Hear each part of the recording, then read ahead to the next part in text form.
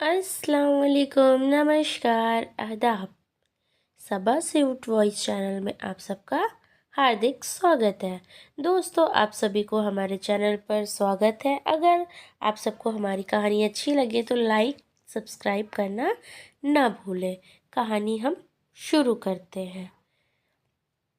कितने सालों से संगीता के लिए लड़का देखने की कवायद जारी थी। माँ सुमन देवी अपने तीसरी लड़की को हमेशा जाने क्या क्या सुनाती रहती थी। 2 बेटियों की शादी कर चुकी थी और तीसरी यानी संगीता की शादी के लिए परेशान थी, क्योंकि उसके बाद चौथी बेटी मानसी भी इस कारण कुंवारी थी। सुमन जी हमेशा कहती, जाने इसी के मुकद्दर में ऐसा क्या लिखा है कि ब्याह होने के वक्त लग रहा है। अरे ज़रा बन ठन के रहा कर, शक्ल तो देखो इसकी, ये नहीं कि कभी बेसन ही लगा लिया करे। अरे इसको हमारी और अपनी कुंवारी बहन की ज़रा चिंता ही नहीं है। एक हम हैं जो इसके दाग धब्बों तक की चिंता कर रहे हैं। नौकरी से क्या होता है, कुछ देखने दिखाने को भी तो होना चाहिए। संगीता माँ की बातों से मन ही मन बहुत दुखी रहती थी। उसे लगता था कि उसकी माँ उसे प्यार ही नहीं करती है, क्योंकि मानसी का रंग गोरा और चमत्कार होने के साथ साथ वो संगीता से सुंदर भी थी। मगर संगीता की शादी न होने की वजह से सब दुखी और परेशान रहते थे। पानी का कारण उसका मुहासे और एलर्जी से भरा चेहरा ही नहीं था, बल्कि इसका असली कारण लड़के वालों का दहेज मांगना था। हर एक लड़के वाले उसके ऐसे चेहरे के कारण सिर्फ इसलिए समझौता करते थे क्योंकि संगीता अच्छी नौकरी पर थी। लड़के वाले इसी कारण मोटे दहेज की मांग करते थे।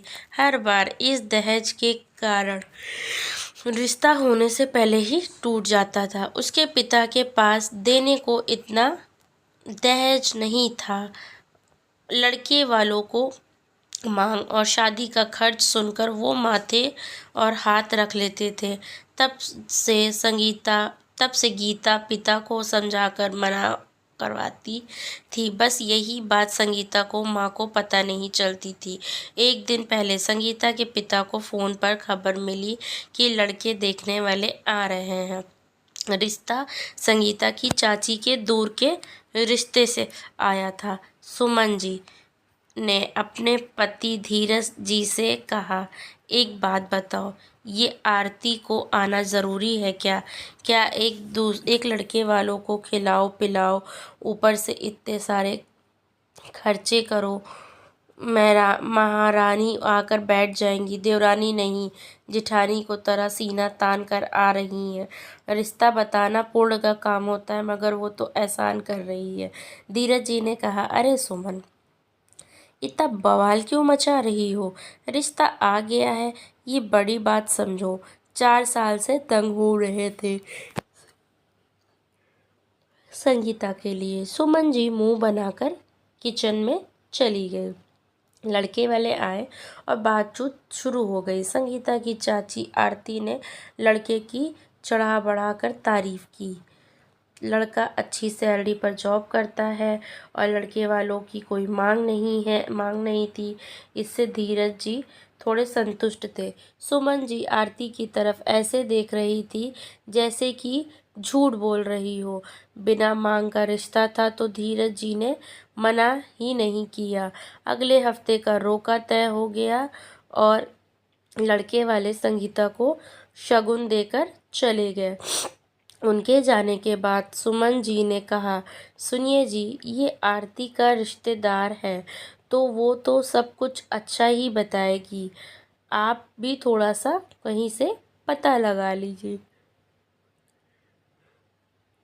आपको नहीं लगता कि एक बार इसकी इंक्वायरी करनी चाहिए? धीरज जी ने कहा, सुमन, पहले तो तुम्हें संगीता से परेशानी थी कि शादी नहीं हो रही है, अब जब हो रही है तो आरती से दिक्कत है।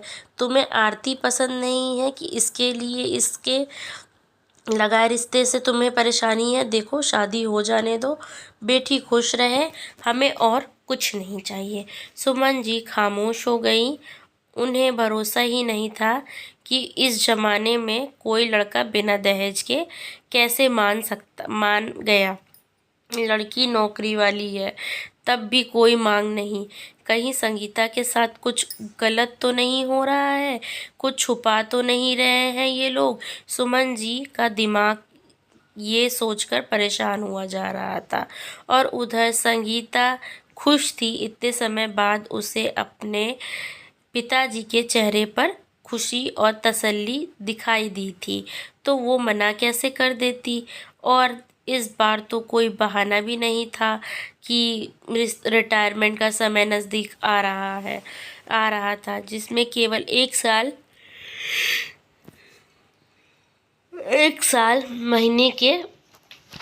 महीने का समय बाकी था। और संगीता के बाद मानसी की भी शादी करनी थी।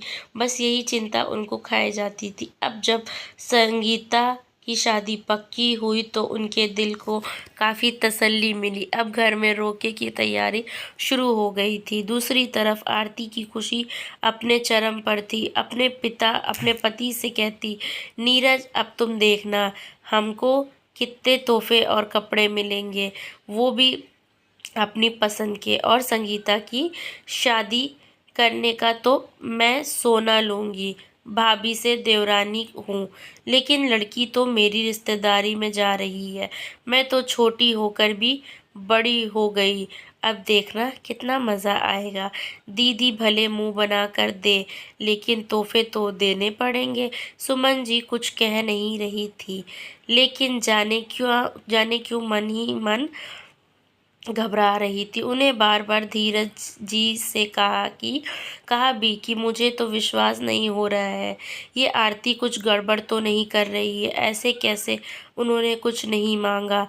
धीरज जी वो कहते हैं, अरे सुमन, हमारी लड़की गुणी है तो नहीं मांगा होगा कुछ सोच समझ कर, उन्हें पसंद आ गई, इससे ज़्यादा क्या चाहिए। जाने क्यों शादी में खल डालने को तैयार बैठी हो, अपनी ही बेटी की खुशी देख नहीं पा रही हो, धीरज जी ने झुंझलाहट में कह दिया। लेकिन यही शब्द संगीता ने भी सुन लिया। अकेले में जाकर संगीता रोने लगी। पहले मम्मी को मुझसे दिक्कत थी, मैं तो समझती थी कि शादी ना हो पाने के कारण चिंता में रहती हैं, लेकिन अब शादी रोकने जैसी बातें करती हैं। संगीता को अब अपनी माँ पर शक होने लगा। ये सच में मानसी को ही चाहती हैं। एक हफ्ते बाद रोका हो चुका और शादी की तारीख भी निकाली जा चुकी थी। 3 महीने बाद की शादी थी और इतने कम समय में ही सारे प्रबंध करने थे। धीरज जी ने संगीता के नाम से शादी के लिए एफडी कराई थी, जिसे इस समय तोड़ लिया गया और सारी खर्च उसी के किए जाने लगे। संगीता ने अपने पिता से कहा कि पापा, उस पैसे आप मानसी के लिए रखिए, इसकी भी तो शादी करनी है। लेकिन धीरज ने कहा, बेटे, ये तुम्हारी मेहनत है और आगे के जीवन में काम आएंगी। वैसे भी तो संगीता शादी से खुश थी और खुशी खुशी सारी शॉपिंग भी कर रही थी, लेकिन मम्मी की शादी के प्रति उदासीनता देखकर उसे मन ही मन दुख होने लगते और उस पर पिता की बातें सुनकर वो माँ के खिलाफ होती चली गई। संगीता को होने वाला पति उसे आए दिन अपने साथ ले जाने लगा और धीरज जी ने मना भी नहीं किया। सुमन जी ने कहा, ये सब क्या हो रहा है, ये दोनों शादी के पहले इतना घूम फिर रहे हैं, ये सब ठीक नहीं है। धीरज जी ने कहा, अरे आज का ज़माना अलग है, दोनों एक दूसरे को समझने के मौका मिल रहा है, तुम खामखा हर बात में क्यों उल्टा ही सोचती हो। सुमन जी को ये सब ठीक नहीं लग रहा था। एक दिन संगीता की सास का फ़ोन आया और उन्होंने कहा कि सुमन जी, हम सुजीत को भेज रहे हैं, आप संगीता को साथ भेज दीजिए। क्या है ना कि शादी के लिए साड़ियाँ उसकी पसंद की ही लेनी है। तो धीरज जी वो आ जाएगी तो लहंगा भी सेलेक्ट कर लेगी। सुमन जी मना नहीं कर पाई और संगीता से जाने के लिए कहा। संगीता तैयार हो रही थी कि सुमन जी कमरे में आई तो अचानक से देखा कि संगीता अपने पर्स में अपने एटीएम कार्ड रख रही है। इन्होंने कहा, संगीता ये सब ले जाकर क्या करेगी? वो लोग दिलवा रहे हैं तो तुझे कार्ड की क्या ज़रूरत है? संगीता ने कहा, अरे मम्मी, ये कार्ड तो अपने लिए रखा है, जिससे कुछ पसंद आए तो मैं खरीद सकूं। मुझे भी तो ले जाने के लिए कपड़े की तैयारी करनी है। सुमन जी का माथा यहीं से ठनक गया कि उन्हें किसी बात की आशंका होने लगी थी। इसके बाद एक दिन उन्होंने संगीता को फ़ोन कर कहते सुना, सुजीत अब हमारी शादी होने वाली है तो तुम्हारा मेरा कुछ अलग है ही नहीं। तुम क्या चाहते हो वो बताओ, मैं कोशिश करूँगी। सुमन जी का दिल कहने लगा कि कुछ गड़बड़ है। उन्होंने संगीता से पूछताछ करने की कोशिश की मगर संगीता ने कुछ नहीं बोला। तो उसने कहा, मम्मी आपको तो कुछ पसंद ही नहीं है और मैं उनसे कुछ भी बातें करूं आप सुनने की कोशिश क्यों करती हैं?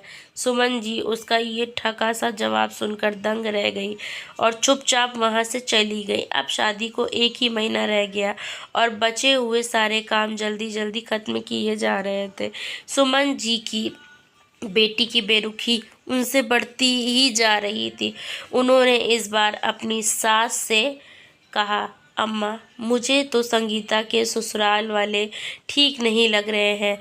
ये लड़का भी कुछ गड़बड़ लगता है, कहीं हमारी लड़की फंस न जाए। आपने देखा नहीं कि आरती किस तरह उसकी तारीफ करके गई थी? आरती ने हमेशा इस घर में अपना हिस्सा लेने की ही बात की है, आज अचानक वो इतनी अच्छी कैसे हो गई? आपको नहीं लगता है कि कुछ गड़बड़ कर रही है वो? सुमन जी की सास सुभद्रा देवी ने कहा, सुमन, शादी इतने करीब आ गई है तो तू अब बोल रही है? तब सुमन जी ने फ़ोन पर सुनी हुई बातें बताई माँ जी को। तो सुभद्रा जी को भी शक हुआ। उन्होंने अपने बेटे धीरज से कहा तो धीरज जी ने कहा, अम्मा कैसी बातें करती हो? ये सुमन तो इसकी शादी तुड़वा कर रही है। अब आप ही बताओ, शादी के पहले क्या लड़का लड़की में बातें नहीं होती? ये तो राय का पहाड़ बना रही है। अरे आप इसका साथ दे रही हो। सास का मन बदल गया और उन्होंने भी सुमन जी से जाकर कहा, सुमन, दिमाग तो ठीक रख, जाने क्या सुन लिया, अब सबको भड़काती घूम रही हो। शुक्र है कि मेरा बेटा तेरे बस में नहीं है, वरना तो तुझे शादी रोक कर ही थड़क पड़ती। सुमन जी ने कहा, अरे माँ, मैं ऐसा क्यों करूँगी?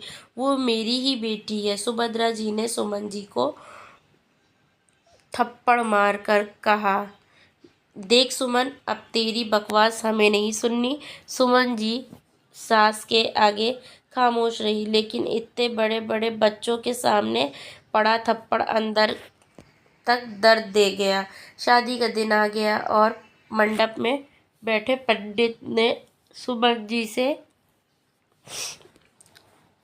कहा, ससुराल पक्ष को बुलाइए और वर वधू को ले आए। उधर सुमन जी ने कहा, अम्मा, आप संगीता को बाहर लाने की तैयारी कीजिए। संगीता के ससुराल वाले भी कमरे में फेरों का सामान तैयार कर रहे हैं। सुमन जी जैसे ही उनके कमरे में जाने लगी तो उन्होंने अंदर से आरती की आवाज़ सुनी, सुजीत, जो सौदा था वही रहेगा, तुम अब पलट रहे हो। कुछ देर तक सुनने के बाद जब खामोशी हुई तो सुमन जी ने दरवाज़ा खटखटा दिया और मंडप में आने को कहकर चली आई। सभी लोग मंडप में आ गए थे। सुजीत और संगीता भी फेरों पर बैठ चुके थे। पंडित जी ने मंत्र बोलने शुरू किए। सुजीत की सास खड़ी होकर बोली, रुक जाइए पंडित जी, ये फेरे नहीं हो सकते। ये सुनकर सुभद्रा जी और धीरज जी संकेत में आ गए।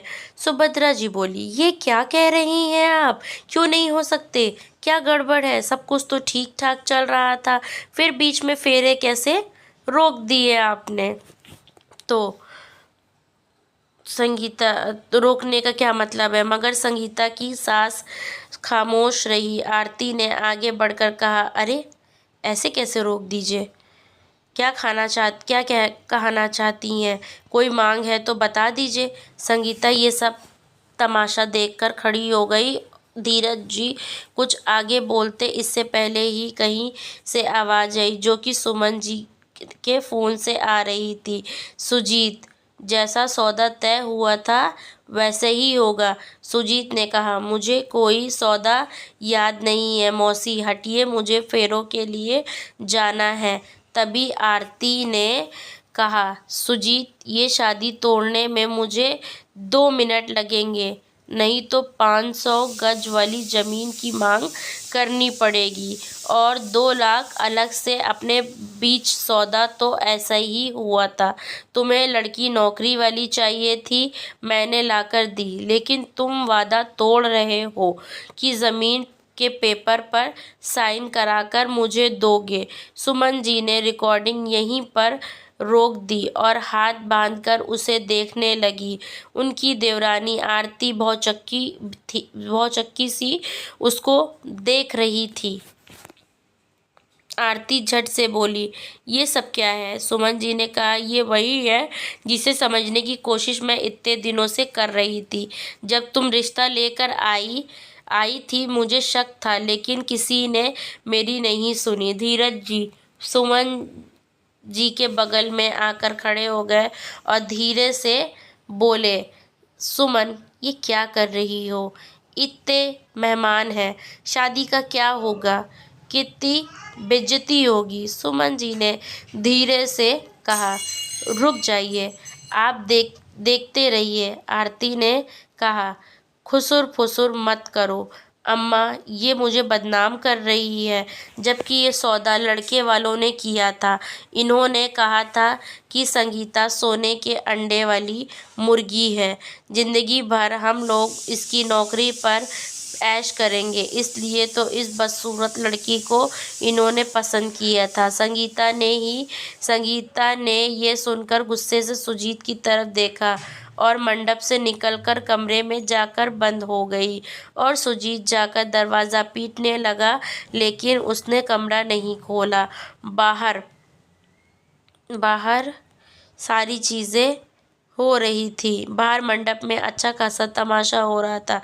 सुमन जी ने आरती से कहा, अगर ऐसा है आरती तो ये सुनो, ये तो सबको सुनना चाहिए। अम्मा आप भी सुनिए, इससे दूध का दूध और पानी का पानी हो जाएगा। सुमन जी ने फिर से रिकॉर्डिंग चालू कर दी, जिसमें सुजीत की माँ की आवाज़ आई, आरती, हमें तो दहेज चाहिए ही नहीं था, बस लड़की पढ़ी लिखी चाहिए थी। इसमें कौन सा लालच कर लिया हमने? ये रिश्ता तुमने कराया है और लालच भी तुम्हारा था। हम तुम्हें रिश्ता करने का पैसा देने से इनकार करने लगे तो सुमन ही फेरों के इनसे मांगने को कहा कि इस वक्त मजबूर होकर इन्हें देना ही पड़ेगा। ज़मीन तुमको चाहिए थी, हमें नहीं, बल्कि मेरे बेटे को तो संगीता बहुत पसंद है, उसका स्वभाव ही उसका गहना है, भला सूरत से क्या होता है? सुजीत ने कहा, मौसी, अब मेरी ज़मीन और आगे ऐसा करने की इजाज़त नहीं देता। पता नहीं मैंने क्यों आपको इस बात के लिए हाँ कहा। आपको ज़मीन क्यों मैं दूँ? ऐसा ज़मीन चाहिए तो खुद ही अपनी सास से मांग लीजिए। तब आरती ने कहा, ठीक है, मैं जाकर बता देती हूँ कि सुजीत की जॉब चली गई है। अब तक अपने सबसे झूठ बोला था। उसके बाद सुजीत की माँ ने कहा, ठीक है आरती, लेकिन फेरों के समय वे मांग करके हमारी और उनकी कितनी बेइज्जती होगी, इसका अंदाज़ा तुम्हें नहीं है। सुमन जी ने तभी फ़ोन बंद कर दिया और उसकी तरफ देखा। धीरज जी ने कहा, ये सब तुम्हारे पास कैसे आया? तब सुमन जी ने बता दिया कि वो सबको बुलाने गई थी, तभी बाहर से सब बातें सुनी तो रिकॉर्ड कर ली, लेकिन इससे ये पता चल गया कि सुजीत का परिवार और सुजीत ऐसा नहीं चाहता था। इसलिए मैंने सुजीत को माँ से कहा कि वो फेरों पर खड़े होकर फेरे रोकने को कह दे, बस इसके आगे मैं देख लूँगी। सब लोगों ने सब सुन लिया था। आरती अपराधी को तरह नज़र झुकाए खड़ी थी। सुमन जी ने कहा, अम्मा, मैं ना कहती थी कि आरती बिना लालच के ये रिश्ता करवा रही है, फिर भी आपने मेरी एक न सुनी, जिसके लिए आपको मुझ और भरोसा नहीं हुआ। अब देख लीजिए इसकी हकीकत। आरती की सास ने आगे बढ़कर आरती को एक झिंझोरदार थप्पड़ खींचकर मारा तो उनके बेटे नीरज ने आगे बढ़कर कहा, अम्मा मारिए इसको, मैं इससे तंग आ चुका हूँ। नीरज ये कहकर चला गया। सुमन जी ने कहा, आपने देख लिया कि गलती सुजीत की नहीं। सुजीत ने आकर कहा, पापा जी, मम्मी जी, गलती हमारी भी है, हमें माफ़ कर दीजिए। हमने इनको शुरू में ही ना कह दिया होता तो ऐसा नहीं होता। हाँ, मेरी 5 दिन पहले जॉब चली गई है क्योंकि शादी की तैयारियां ऑफिस का काम नहीं कर पा रहा था और छुट्टी मिल नहीं रही थी, लेकिन मुझे जल्दी ही नई जॉब ढूंढ लूँगा, ये वादा है आपसे मेरा। सुमन जी ने मुस्कुराकर कहा, कोई बात नहीं दामाद जी। तो सुजीत मुस्कुरा दिया। उसने कहा, मम्मी जी, अब सुमन को कौन मनाएगा? सुमन जी ने कहा, आप बैठिए, मैं बात करती हूँ, मैं लेकर आती हूँ। पंडित जी, आप शुरू कीजिए। सुमन जी ने जाकर संगीता से दरवाज़ा खुलवाया, सारी सच्चाई बताई। वो माँ के गले से लिपट गई और बोली, मम्मी, आपके कारण इतना अपमान होने से बच गया। चाची ने तो कसर नहीं छोड़ी। उनके कहने में आकर मेरी सास तो वही करने वाली थी। उसके बाद सब सही हो गया और खुशनुमा माहौल के बीच संगीता के फेरे हो रहे थे। आरती को उसके किए की सज़ा मिल गई थी। फिर क्या करती? इस कहानी से हमें ये श्रेष्ठ मिलता है कि हमें कभी लालच नहीं करनी चाहिए। लालच एक बुरी बला है। आपको हमेशा स्वयं ईमानदार रखना चाहिए। आपको हमारी स्टोरी अच्छी लगे तो लाइक करें, सब्सक्राइब करें, कमेंट करें। धन्यवाद।